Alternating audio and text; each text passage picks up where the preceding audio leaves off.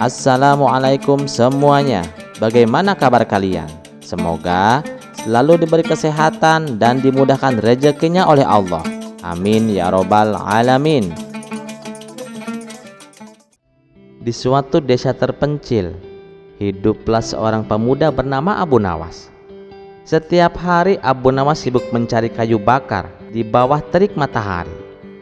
Hasil kayu bakar itu kemudian dijual untuk memenuhi kebutuhan hidupnya.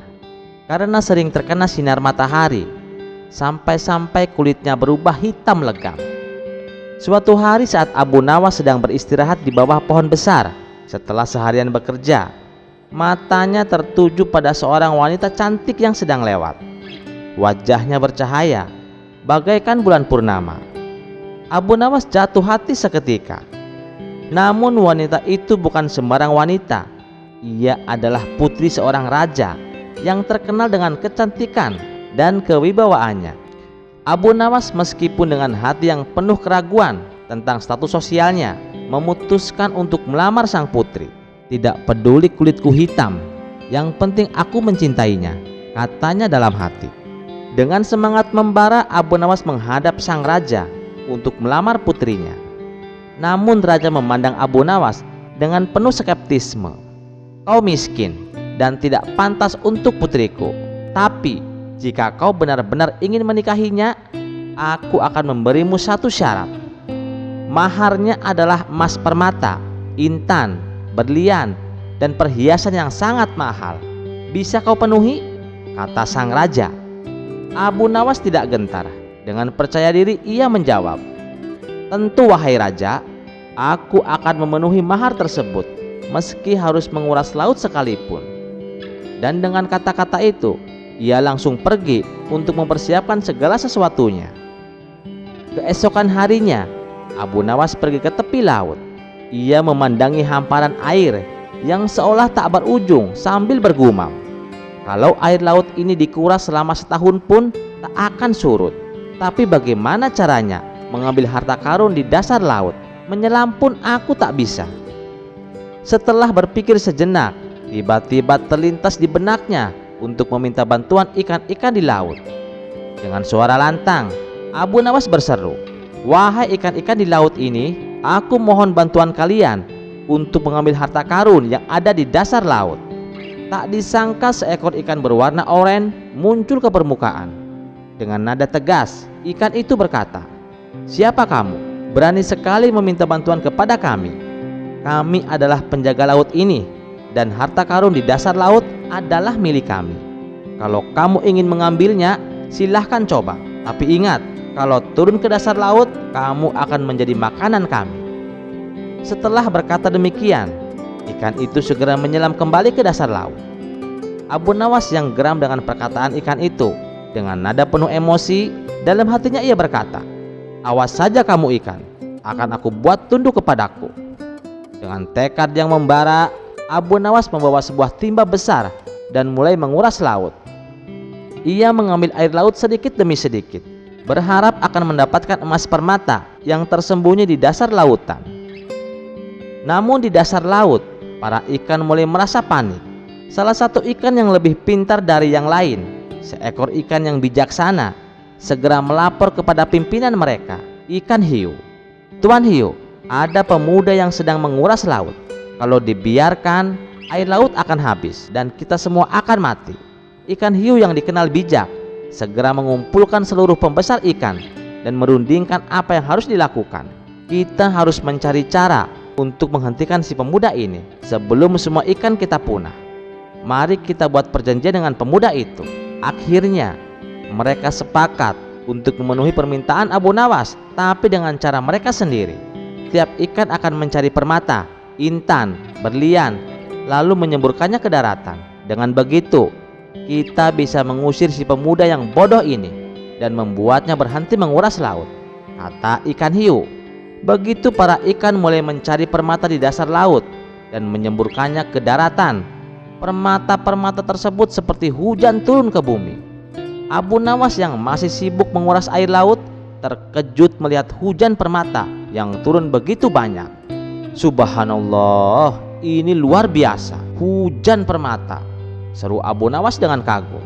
Ia segera berhenti menguras laut dan dengan cepat mulai mengumpulkan permata yang berserakan di sekitarnya. "Ini lebih mudah dari yang aku kira," katanya sambil tersenyum licik. Tanpa menunggu waktu lama, Abu Nawas membawa hasil buruan permatanya ke hadapan raja. Raja yang melihat tumpukan permata yang luar biasa banyaknya hampir tidak percaya dengan apa yang dilihatnya. "Apa ini? Kau benar-benar berhasil mendapatkan semua ini?" tanya raja dengan terkejut. Dengan bangga Abu Nawas berkata, "Tentu saja wahai raja, saya menguras laut dan alam pun memberikan saya lebih dari yang saya inginkan."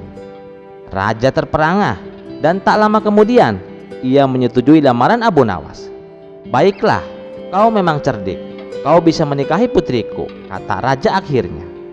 Dengan begitulah Abu Nawas berhasil menikahi putri raja dan hidup bahagia selamanya. Namun yang tidak diketahui sang raja adalah bahwa Abu Nawas sebenarnya tidak menguras laut sama sekali.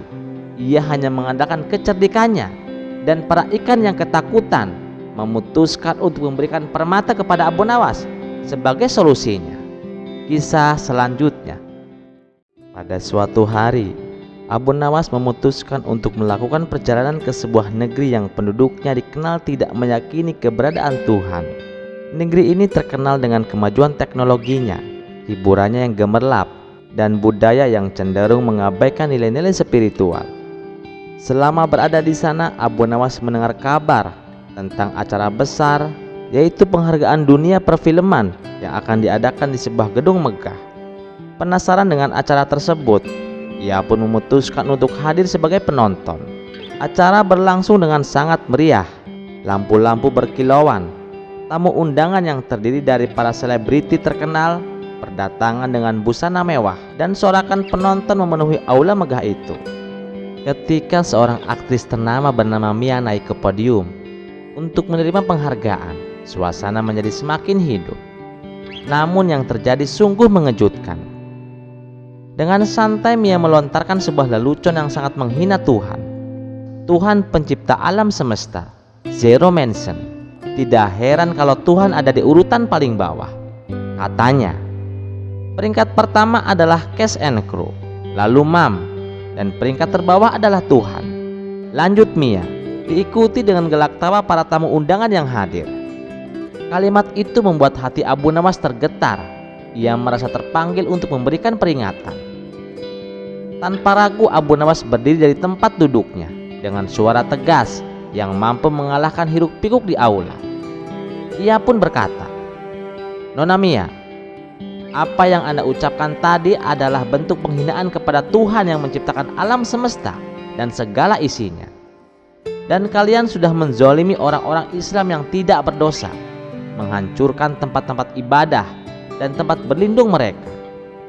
Dalam Al-Quran surah Maryam ayat 65 Allah berfirman, "Dialah Tuhan yang menguasai langit dan bumi dan segala yang ada di antara keduanya. Maka sembahlah Dia dan berteguh hatilah dalam beribadah kepadanya. Apakah engkau mengetahui ada sesuatu yang sama dengannya?" Jelas Abu Nawas dengan tegas. Abu Nawas kemudian melanjutkan penjelasannya. Allah adalah satu-satunya Tuhan yang berhak melakukan apapun pada ciptaannya.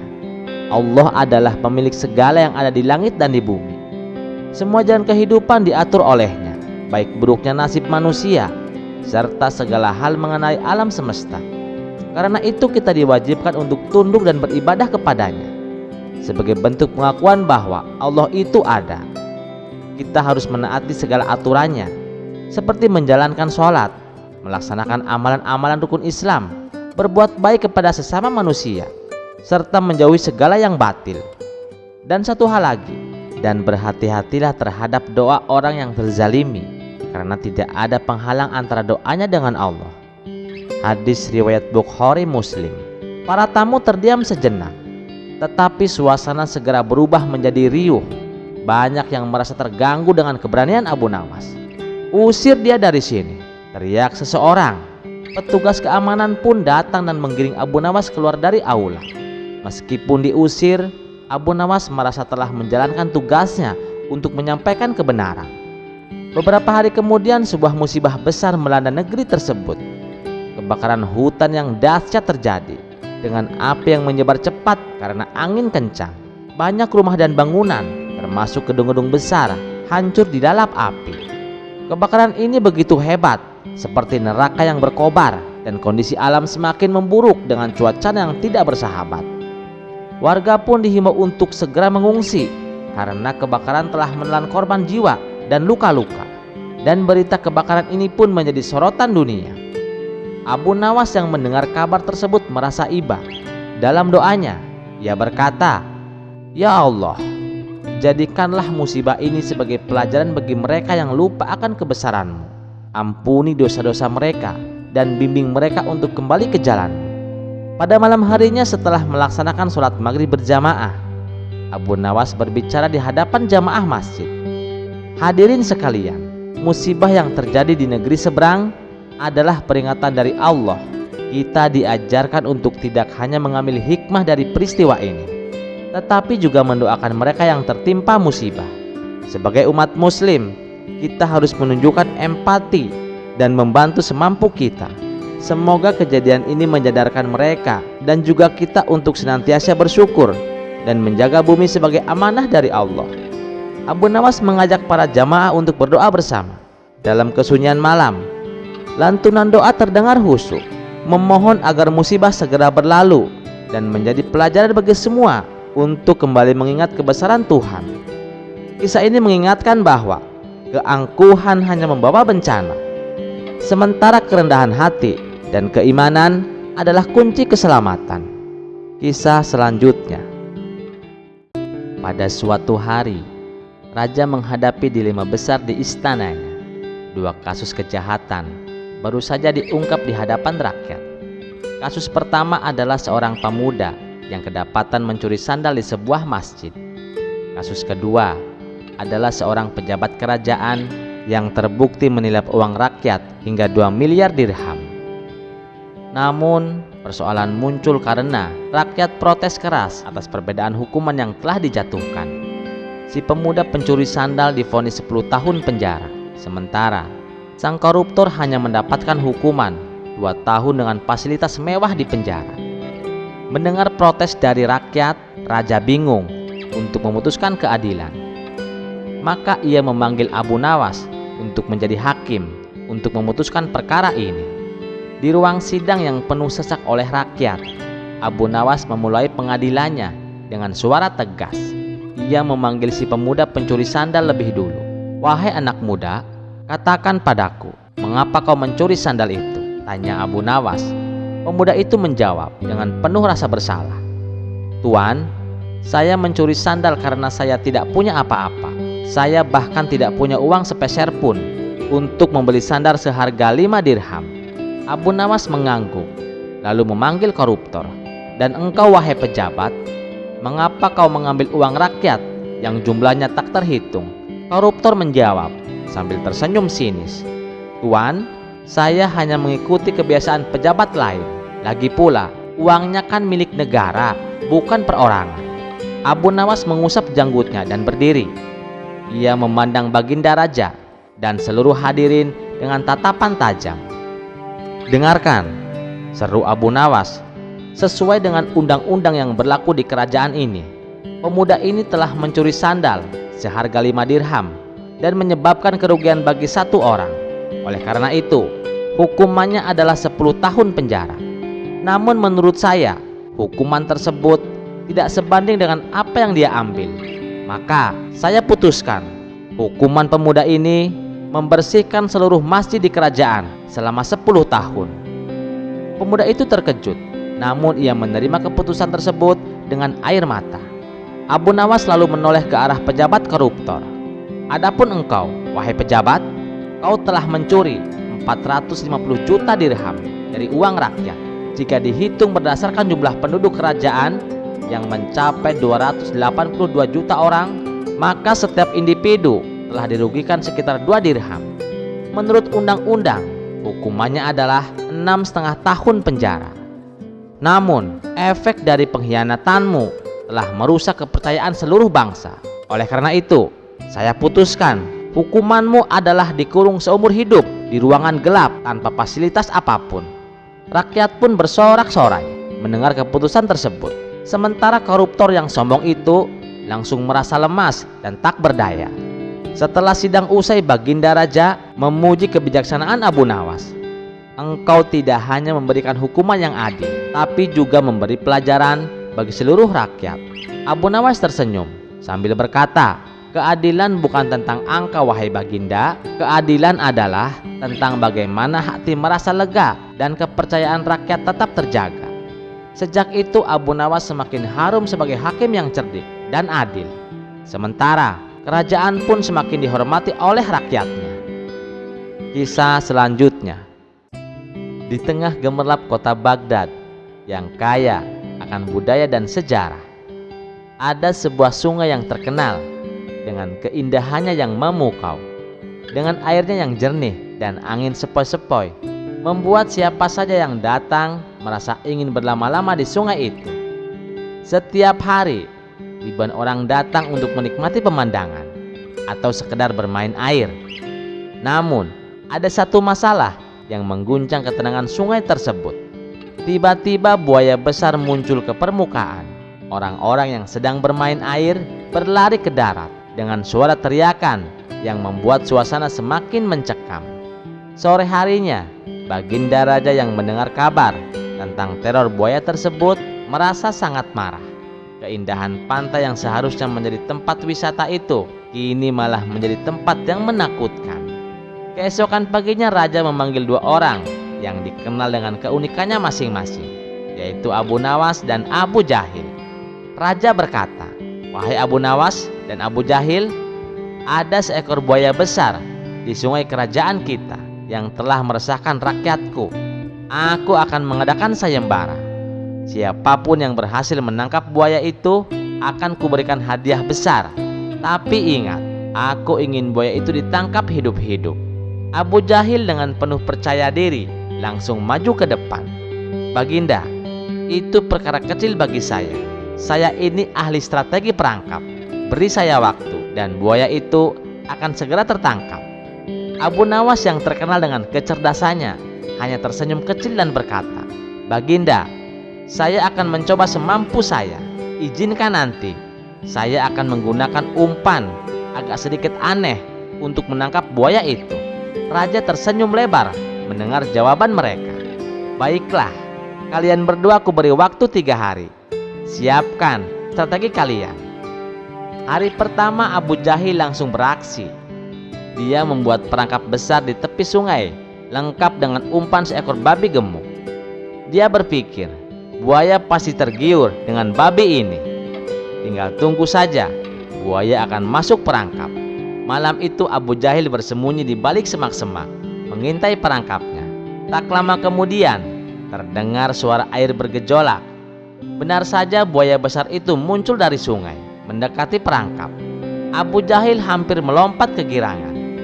Namun saat buaya melihat umpan babi itu, ia berhenti dan berbicara dengan suara berat. Maaf tuan, saya tidak akan makan umpan Anda karena babi itu haram. Abu Jahil terkejut bukan main. Haram? Buaya bisa bicara? Dan kamu juga tahu soal halal dan haram?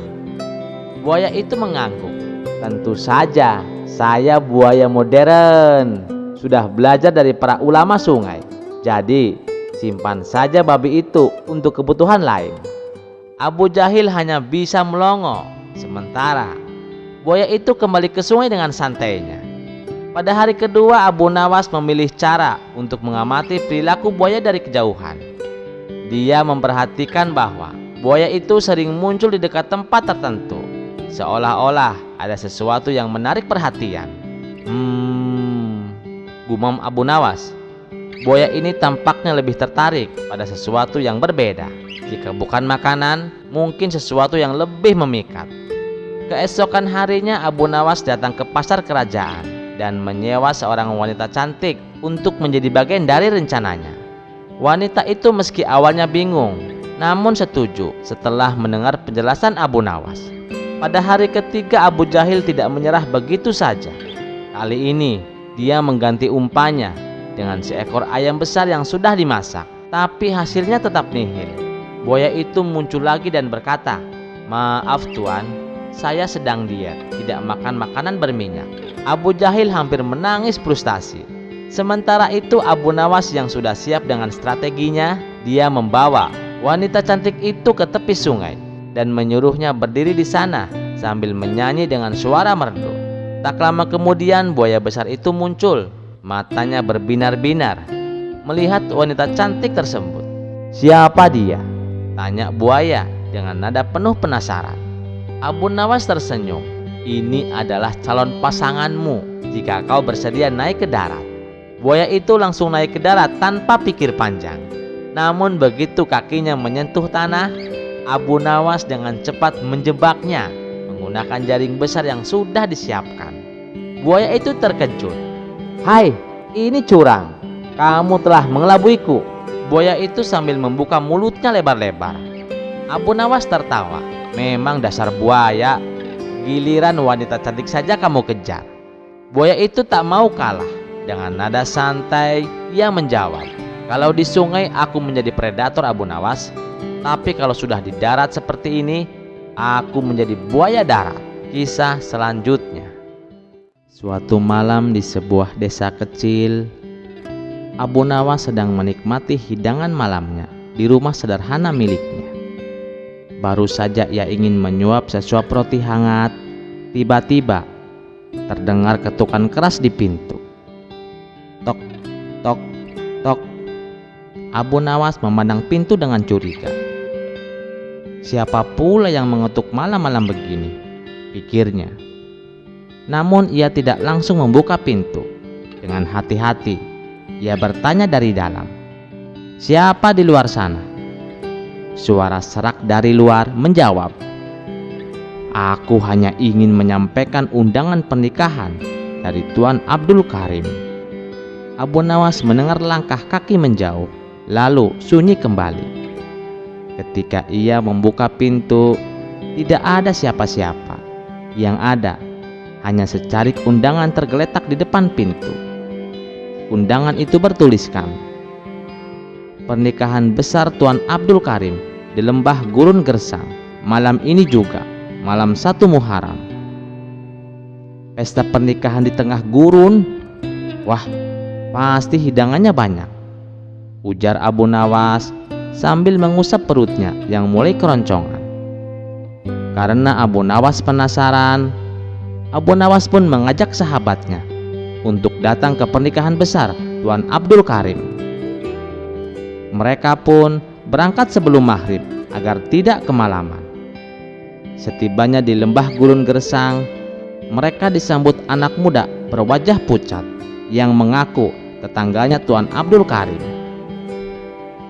Ia mengantar Abu Nawas dan sahabatnya ke lokasi pernikahan. Suasana pesta tampak meriah tapi aneh. Cahaya obor berkelip-kelip seperti ingin padam, dan para tamu berpakaian serba hitam dengan wajah kaku. Namun hidangan di meja terlihat menggugah selera. Ada kebab harum, nasi kebuli, dan baklava berkilauan. Tanpa pikir panjang, Abu Nawas langsung menyantap makanan itu dengan lahap. Sementara itu, sahabatnya duduk diam tanpa menyentuh apapun. "Kenapa kau tidak makan? Ini lezat sekali," tanya Abu Nawas sambil mulutnya penuh makanan. "Aku merasa ada yang tidak beres Abu Nawas. Orang-orang ini tidak berkedip sama sekali," sahut sahabatnya ketakutan. Namun Abu Nawas malah semakin semangat makan. Setelah puas makan, Abu Nawas bersiap pulang. Ia pun menyelipkan beberapa potong baklava dan kebab ke sakunya. Pengantin pria yang tinggi menjulang dan pucat menyelaminya dengan tangan dingin seperti es. Dalam perjalanan pulang, Abu Nawas merasa waktu baru sekitar jam 9 malam. Namun ketika sampai di desa, azan subuh berkumandang. Ia pun bingung. Sesampai di rumah, ia ingin memberikan baklava itu kepada ibunya. Namun ketika ia mengeluarkan makanan dari sakunya, Alangkah terkejutnya ia melihat gumpalan darah dan sampah busuk. Ya ampun! Abu Nawas memegangi perutnya yang mual-mual. Ia langsung berlari ke halaman dan muntah-muntah. Sahabatnya berkata, "Aku kan sudah bilang Abu Nawas, jangan membawa makanan itu. Itu adalah makanan jin. Dan pesta pernikahan itu juga adalah pesta pernikahan jin." Abu Nawas mengusap mulutnya dan menjawab sambil tersenyum licik, "Tenang saja, suatu saat aku akan balas mengundang mereka ke pestaku." "Untuk apa Abu Nawas?" tanya sahabatnya. Abu Nawas tertawa. "Biar mereka makan baklava yang kucelupkan ke kuah sandal dan nasi kebuli dari pasir betulan. Lihat saja nanti siapa yang lebih pintar mengerjai." Mereka berdua tertawa terbahak-bahak. Meskipun perut Abu Nawas masih terasa mual, namun ia sudah menyusun rencana licik untuk membalas kaum jin. Kisah selanjutnya. Suatu pagi di istana Baginda Raja terjadi keramaian yang luar biasa. Seorang suami dan istri datang menghadap raja dengan wajah masam. Mereka bertengkar hebat dan sepakat ingin bercerai. Baginda Raja mendengarkan keluh kesah mereka dengan sabar. Namun semakin lama mendengar, raja semakin pusing. Keduanya sama-sama keras kepala, tidak ada yang mau mengalah. "Kalau aku yang memutuskan perkara ini, pasti akan banyak yang kecewa," gumam Baginda Raja. Lalu muncullah ide cemerlang di benaknya. Ia memanggil Abu Nawas, si cerdik yang selalu punya solusi tak terduga. "Abu Nawas," seru Baginda Raja, "aku tunjuk kau menjadi hakim perceraian hari ini. Selesaikan perkara pasangan ini dengan bijak." Abu Nawas tersenyum dan membungkuk hormat. "Baik Baginda, serahkan padaku." Abu Nawas duduk di kursi hakim. Di hadapannya duduklah pasangan itu, si suami dengan tangan terlipat di dada dan si istri dengan wajah cemberut. Keduanya saling menatap tajam seperti dua kucing yang siap berkelahi. Abu Nawas membuka sidang dengan suara tenang. "Baiklah, sebutkan alasan kalian ingin bercerai." Si suami berseru lebih dulu, "Istriku ini pemalas, makan saja dia mau, tapi memasak tidak pernah." Si istri langsung membalas, "Dia lebih pemalas, berangkat kerja telat, pulang cepat, tapi minta dilayani seperti raja." Keduanya mulai saling tuduh, suaranya semakin lantang. Abu Nawas pura-pura menguap, lalu tiba-tiba berdiri dan bertepuk tangan. "Hebat, kalian berdua cocok sekali. Kalian sama-sama pandai menyalahkan," kata Abu Nawas sambil tersenyum. Mereka berdua terkejut dan diam sejenak. Abu Nawas melanjutkan, "Tapi sebelum aku putuskan cerai atau tidak, ada syarat yang harus kalian penuhi dulu. Kalian harus melewati ujian ini," kata Abu Nawas sambil menyerahkan sebatang sapu ke tangan si suami dan sebuah baskom kosong ke tangan si istri. "Suami, sapulah lantai sampai benar-benar bersih. Istri, tangkap debu yang berterbangan ke baskom ini. Jangan sampai ada debu yang jatuh ke lantai." Mereka berdua kebingungan, tapi karena ingin bercerai secepatnya, mereka menurut. Si suami mulai menyapu dengan penuh semangat. Sementara itu, si istri berusaha menangkap debu dengan baskom. Namun, debu itu begitu kecil dan halus. Berkali-kali si istri mencoba menangkapnya, tetapi tetap saja debunya meleset. Setelah beberapa saat, keduanya tampak kelelahan. Si suami berhenti menyapu dan si istri menyerah dengan wajah berkeringat. Abu Nawas tersenyum bijak dan berkata, "Nah, kalian lihat, debu itu seperti kesalahan kecil yang kita lakukan setiap hari. Tidak peduli sekeras apa kalian mencoba, tidak mungkin menangkap semua kesalahan. Jadi, mengapa tidak memaafkan satu sama lain?" Mereka saling pandang. Kemudian wajah keduanya melunak. Si suami menghela nafas dan berkata, "Mungkin aku terlalu kasar padamu." Si istri tersenyum kecil, "Dan mungkin aku kurang berusaha memahami kamu." Abu Nawas menepuk tangan sekali lagi. Sidang selesai. Tidak ada perceraian hari ini.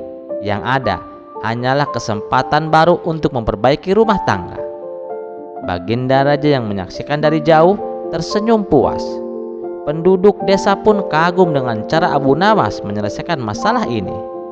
Mereka bertepuk tangan untuk Abu Nawas, sang hakim cerdik yang mampu mengubah perpecahan menjadi perdamaian. Kisah selanjutnya. Sore itu, Abu Nawas duduk di depan rumahnya sambil memegangi pinggang dan bahunya yang pegal. Seharian kemarin dia sibuk berjualan di pasar, dan hari ini tubuhnya protes. Belum selesai Abu Nawas mengeluh, tiba-tiba terdengar suara nyaring dari ujung jalan. Jamu, jamu, jamu beras kencur, cabe puyang, hati ini ancur di gondol garangan. Jamu, jamu, jamu tuan, jamu temulawak, makule ayu tapi poena. Abu Nawas menoleh cepat. Matanya langsung terpaku pada seorang penjual jamu yang berjalan mendekat. Wah, cantik sekali, putih langsing, senyumnya manis, bodinya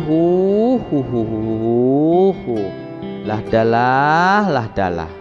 Subhanallah, penjual jamu kok kayak kutilang, kulit putih tinggi langsing, gumam Abu Nawas sambil melirik penuh minat. Nona jamu nona, panggil Abu Nawas dengan semangat. Penjual jamu itu tersenyum lalu menghampiri Abu Nawas. Dengan sopan, dia duduk di teras rumah sambil melipat kakinya ke samping. Jamunya masih ada nona cantik? Tanya Abu Nawas, berusaha terdengar ramah tapi dengan nada menggoda. Masih ada tuan, jawabnya dengan lembut. Jangan panggil tuan dek, aku masih muda, panggil saja Mas Abu, kata Abu Nawas sambil merapikan kain sarungnya. Ngomong-ngomong, kamu jual jamu apa aja dek? Banyak Mas Abu, ada beras kencur, cabai puyang, temulawak, pegelinu, dan ada juga jamu kuat cengat Mas. Abu Nawas tersenyum lebar.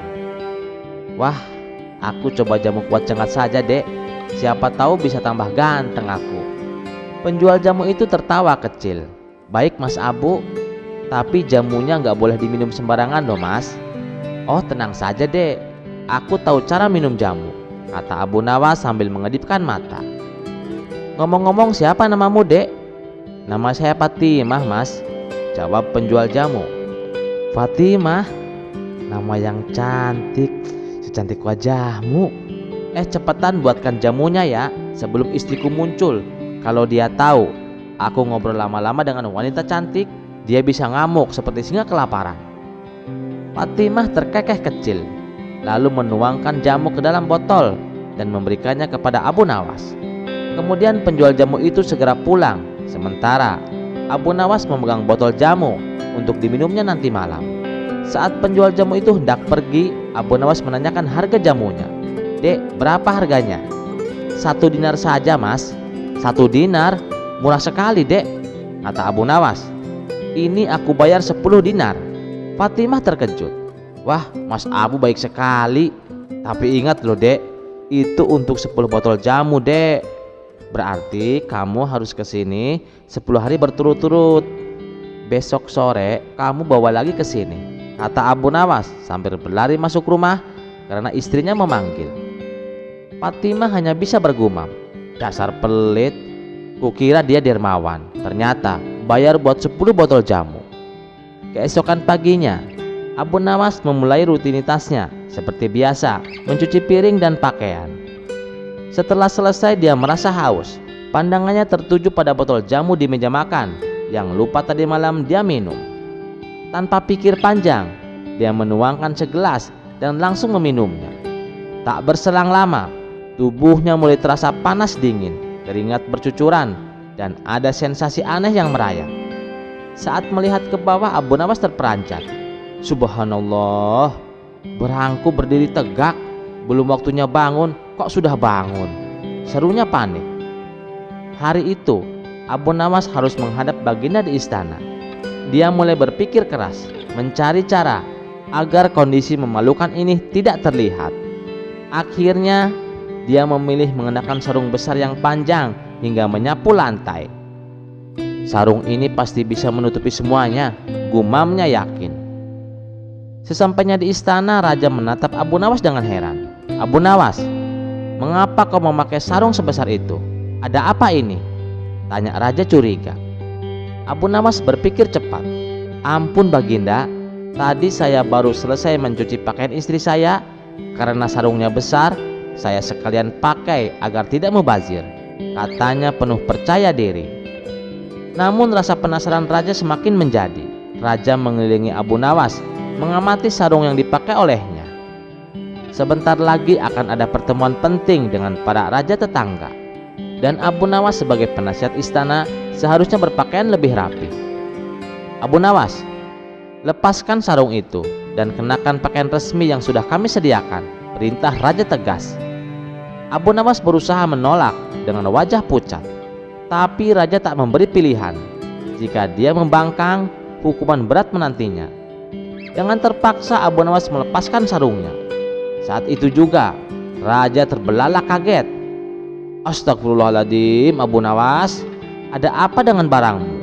Masih siang tapi sudah berdiri menjulang seperti ini." Abu Nawas menunduk malu. "Ampun Paduka, tadi pagi saya minum jamu yang ternyata adalah jamu kuat jengat Paduka. Saya tak tahu kalau dampaknya akan seperti ini," jawabnya dengan suara gemetar. Raja tak kuasa menahan tawa. "Hahaha, jadi kau minum jamu Abu Nawas?" "Iya Paduka." Abu Nawas mengira raja akan marah kepada Abu Nawas, tetapi malah sebaliknya. Raja bertanya, "Abu Nawas, di mana kamu beli jamu itu?" Kisah selanjutnya. Pada suatu hari, seorang wanita datang menghadap Baginda Raja dengan wajah penuh kesedihan. Suaranya bergetar ketika ia mengadukan nasibnya. Wanita itu mengaku menjadi korban seorang pria bernama Jahil. Pria tanpa kedua tangan, namun dengan kelicikan yang luar biasa. Baginda Raja terkejut mendengarkan cerita itu. Meski Jahil seorang penyandang disabilitas, ia dituduh telah memanipulasi, mengancam, bahkan melecehkan wanita-wanita lain dengan tipu daya dan kata-kata manis. Bingung dengan situasi ini, Baginda memanggil penasihat istana yang paling cerdik, yaitu Abu Nawas. "Abu Nawas," kata Baginda Raja, "persoalan ini sangat pelik.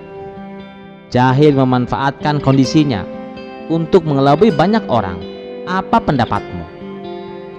Abu Nawas mendengarkan dengan seksama, kemudian menjawab dengan tenang, "Baginda, meski Jahil seorang penyandang disabilitas, hukum tetap berlaku untuk semua.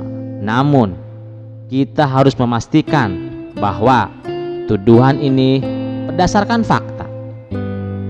Jangan sampai kita menghakimi hanya berdasarkan prasangka." Baginda Raja mengangguk. "Tepat sekali Abu Nawas. Tapi bagaimana caranya kita bisa membuktikan kebenarannya? Jahil sangat pandai berkilah dan memanfaatkan simpati." Abu Nawas tersenyum tipis. "Izinkan saya menyusun rencana Baginda. Saya akan memanggil Jahil ke istana dan mengungkap kebenarannya dengan cara saya." Beberapa hari kemudian, Jahil dipanggil ke istana. Dengan wajah penuh percaya diri, ia berkata, "Ampun Baginda, tuduhan ini tidak masuk akal. Lihatlah saya. Saya tidak memiliki kedua tangan. Bagaimana mungkin saya melakukan perbuatan seperti itu?" Abu Nawas menatapnya dengan tajam. "Jahil," katanya, "kejahatan tidak selalu dilakukan dengan tangan. Kejahatan bisa terjadi lewat niat, manipulasi, dan ancaman. Apakah kau berani bersumpah bahwa kau tidak pernah memanfaatkan kelemahan emosional orang lain untuk keuntunganmu?" Jahil tampak gugup, tapi ia tetap bersikeras. "Saya hanya mencoba membantu mereka yang membutuhkan. Jika ada yang salah paham, itu bukan kesalahan saya. Abu Nawas tersenyum kecil. Baiklah Jahil, kalau begitu buktikan bahwa mandi suci yang kau tawarkan benar-benar untuk kebaikan. Kami akan meminta orang-orang terhormat dari istana untuk mencobanya. Jahil terkejut. Tetapi ritual itu hanya untuk orang-orang tertentu, katanya dengan tergagap. Justru itu yang ingin kami buktikan, kata Abu Nawas dengan tenang.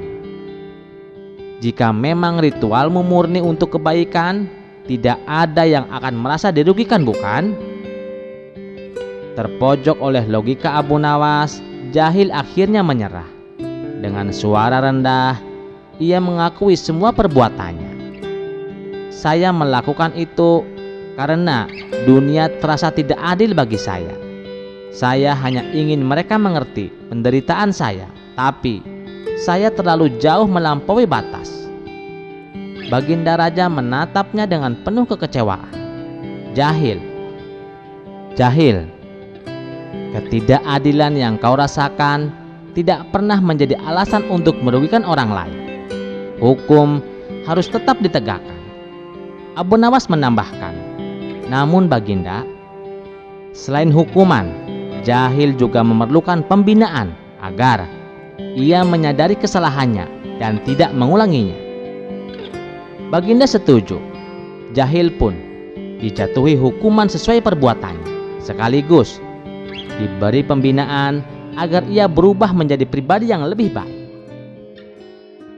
Sekian dulu perjumpaan kita kali ini. Sampai jumpa di kisah selanjutnya. Terima kasih yang sudah setia menonton channel ini. Wassalamualaikum warahmatullahi wabarakatuh.